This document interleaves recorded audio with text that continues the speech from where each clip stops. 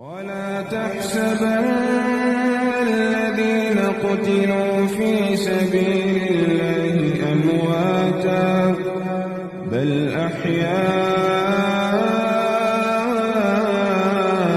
عند ربهم يرزقون فرحين بما آتاهم الله من فضله ويستبشرون بالذين لم يلحقوا بهم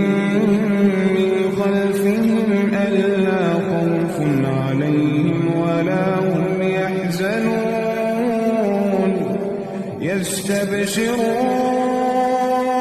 يستبشرون بنعمة